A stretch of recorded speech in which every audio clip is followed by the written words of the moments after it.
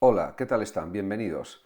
El conformismo. En este vídeo comentaré algunos aspectos o rasgos de lo que es el conformismo como fenómeno social y primero hay que definirlo.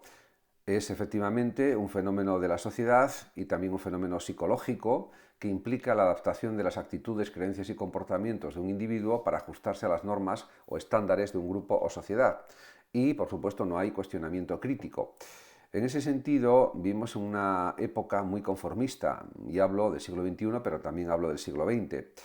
Psicológicamente se puede decir que el conformismo se asocia con conceptos como la influencia social, la presión del grupo y el deseo innato de pertenecer a una comunidad. Que hubiera mucho conformismo, por ejemplo, en la antigüedad griega y romana, hace 2000 años, 2300, 2400, etc., o por ejemplo en la sociedad romana antigua de hace unos 2000 años, o incluso en la Edad Media, se entiende porque había una estructura social muy férrea, dominada por los ciudadanos frente a los siervos o a los esclavos, en cada caso, etcétera, y hasta ahí eso se podía comprender. Es verdad que luego llegó la Revolución Francesa en 1789 con su lema libertad, igualdad y fraternidad, y ahí pues fue, diríamos, una puesta en cuestión de lo que significaba la servidumbre, la esclavitud, la falta de libertad, etcétera. Y en ese sentido también podemos destacar la Revolución Americana de 1776, etcétera, etcétera. Las revoluciones también propias del siglo XIX, buscando una sociedad más justa, más igualitaria, más equilibrada, donde no hubiera unas capas sociales aplastadas por la burguesía, etcétera, etcétera. En ese sentido, también si nos circunscribimos al siglo XX y XXI, pues están los estudios de Solomon Asch en la década de 1950, que demostraron cómo las personas están dispuestas a ignorar la evidencia de sus propios sentidos para conformarse con la opinión mayoritaria, incluso cuando es claramente incorrecta. En ese sentido, la presión de las opiniones de bastantes personas o de un grupo de personas influye para que una persona en concreto no acepte esa opinión mayoritaria sabiendo que es realmente incoherente e irracional y que es falsa, pero por no contradecir lo que dice la opinión del grupo, pues lo admite en cierto sentido.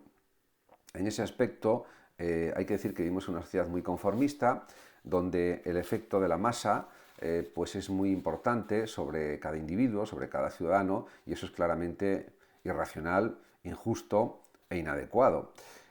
También es verdad que hay algunos efectos positivos, que podríamos decir del conformismo, pero esos efectos positivos, pues diríamos, aunque sean destacables, tampoco son decisivos.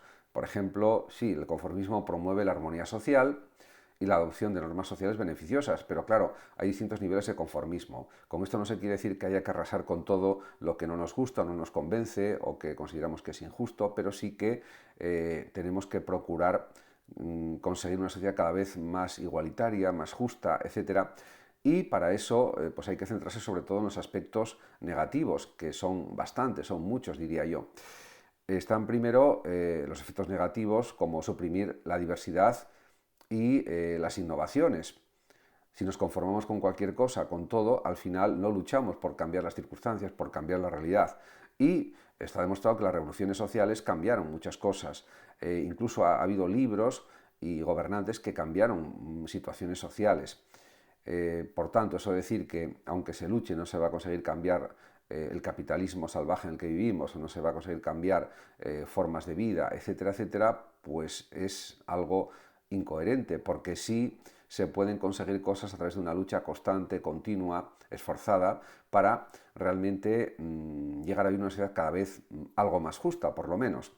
Algo sí se puede conseguir. Y depende de la cantidad de esfuerzo que pongamos y de cómo dirijamos nuestros esfuerzos, con inteligencia, claro.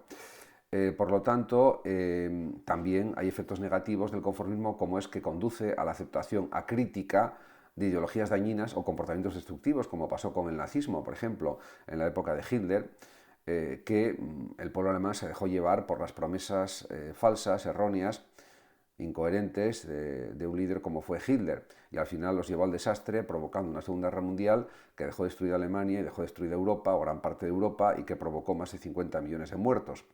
En ese sentido, también podemos hablar de los efectos negativos del imperialismo japonés, que llevó también a una guerra terrible también, que forma parte también de la Segunda Guerra Mundial, por supuesto, desgraciadamente, y que condujo también a miles o cientos de miles de muertos, tanto entre los japoneses como, si contamos, también a los americanos. En ese sentido, pues actualmente en la era digital en la que vivimos, en el siglo XXI, hay un conformismo muy extendido. Hay lo que se denominan cámaras de eco, en castellano, que es donde los usuarios de las redes sociales o de Internet se exponen principalmente a opiniones, sobre todo en las redes sociales, que refuerzan sus propias creencias, ideas, pensamientos, limitando la exposición a perspectivas de pensamiento divergentes, que también hay que analizar, valorar, etc. Por otra parte, claro, la solución para evitar este tipo de conformismo negativo, que generalmente el conformismo siempre es negativo, hay que promocionar, hay que potenciar la educación y el fomento del pensamiento crítico. ¿Y eso cómo se consigue? Pues se consigue leyendo, se consigue escuchando, se consigue esforzándose en estudiar, en adquirir una cultura y sobre todo pensando y actuando. Porque ya mucha gente, y no es que lo diga yo, lo dicen muchos expertos, psicólogos, filósofos, sociólogos, etcétera, ya mucha gente prácticamente casi no piensa, vive de forma automática, con el piloto automático a través de las redes sociales, a través, diríamos, de lo digital, a través del móvil, a través del ordenador, y no se ponen a pensar en profundidad las cosas y a actuar en consecuencia. Y esto es algo muy grave, porque eso conduce a una sociedad donde incluso hay adolescentes y jóvenes que consideran que las palabras no sirven para nada, que no tienen valor, que es cosa propia de personas que ya están como marginadas en la vida social, y parece que lo único que tiene valor es precisamente estar continuamente en medios digitales, hacer comentarios de todo tipo, muchas veces comentarios improcedentes, comentarios que realmente no tienen ningún valor, y eso parece que es lo mejor. Y en cambio se desprecia la lectura, se desprecia la reflexión, se desprecia el pensamiento crítico y analítico y profundo, se considera que son juegos de palabras, que no sirven para nada y que es cosa de marginados o de personas marginales, descreídas, o simplemente de personas anormales. O sea, se considera ya que el pensamiento profundo es cosa de anormales, de personas raras, de frikis, etcétera, etcétera. Eso lo considera una parte de la población, y eso es falso totalmente, es lo contrario. Diríamos que los que no lo están haciendo bien son los que no leen, no piensan, no actúan, porque están perjudicándose a sí mismos, están perjudicando a la sociedad. En definitiva, de lo que se trata no es de que estemos continuamente leyendo, estudiando y haciendo actividades intelectuales sin tregua. No se trata de eso. Se trata de que, aunque tengamos momentos de diversión, espacios para divertirse, etcétera, que eso es algo lógico y entendible, también tiene que haber espacios de reflexión y, sobre todo, hay que actuar más, hay que hacer más, pensar más, porque de esa forma mejoraremos como sociedad y mejoraremos como ciudadanos. Y esto lo dicen pues muchos expertos en estas cuestiones, no es que lo diga yo solamente, y esa es la auténtica realidad. Lo que sucede es que mucha gente no lo quiere aceptar porque es mucho más cómodo vivir en la indolencia, en la dejadez, diríamos, y pues realmente eso es lo más fácil, pero lo más fácil no siempre es lo mejor, más bien lo contrario. Por lo tanto, hay que insistir en una cultura del esfuerzo, en una cultura de la voluntad, del desarrollo de la voluntad, de la tenacidad, de la perseverancia, y por supuesto también en una cultura del disfrute. Una cosa no va en contra de la otra. Podemos disfrutar enormemente de la vida y a la vez ser personas voluntariosas, disciplinadas, reflexivas, conscientes, y personas que actúan en la realidad, que no se dejan simplemente llevar por los automatismos del mundo digital, como hace pues gran parte de la población. En ese sentido, el desarrollo del pensamiento crítico es clave y fundamental. Por otra parte, hay que también poner en valor a la palabra, al discurso hablado, al discurso escrito, etc. En definitiva, a la palabra escrita y también a la exposición de ideas, al análisis de ideas, la comparación de ideas, la reflexión, en definitiva. Porque si reflexionamos y actuamos, mejoraremos, sin ninguna duda. Y si eso no se hace suficientemente, la sociedad irá a peor cada vez más.